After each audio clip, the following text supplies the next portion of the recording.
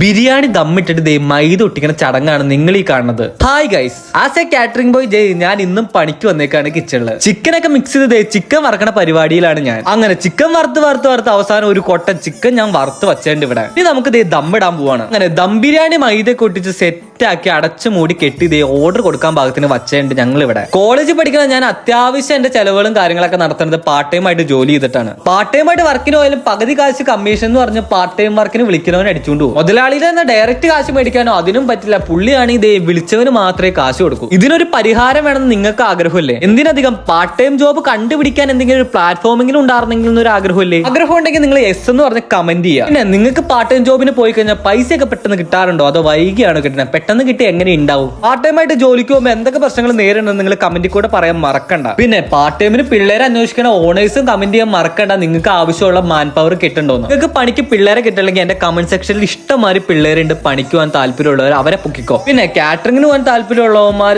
Comment സെക്ഷനിൽ ഞാൻ ഒരു നമ്പർ കൊടുത്തിട്ടുണ്ട്, അതിനകത്ത് വാട്സ്ആപ്പ് ചെയ്താൽ മതി. അവൻ നിങ്ങൾക്ക് കാറ്ററിംഗ് വർക്കൊക്കെ സെറ്റ് ചെയ്ത് തരും. അങ്ങനെ ബീഫും ദേ അടുപ്പത്ത് കയറി, പുളുങ്കറിയും ദേ അടുപ്പത്ത് കയറിയുണ്ട്. അജയ്മോൻ ദേ ഇരുന്ന് ക്യാരറ്റ് എരിഞ്ഞുകൊണ്ടിരിക്കുകയാണ് കുറുമ ഉണ്ടാക്കാൻ വേണ്ടി. അപ്പോഴേക്കും ദേ സൈഫുമോനും വന്നതിന്റെ പാത്രങ്ങളുമായി ഞാനും ദേ സൈഫും കൂടി പാത്രമൊക്കെ എടുത്ത് പുറത്തിറക്കി വെച്ചുകൊണ്ടിരിക്കുകയാണ്. പണിയെടുത്ത് എന്റെ ഊപ്പാട് ഇളകാറായി. ഓ ഇത്രയൊക്കെ ഉള്ള ഇന്നത്തെ കുട്ടി വിശേഷങ്ങളും കഥകളും. വീഡിയോ ഇഷ്ടപ്പെട്ട ലൈക്ക് ചെയ്യാൻ മറക്കണ്ട. അപ്പൊ എല്ലാവർക്കും ബൈ.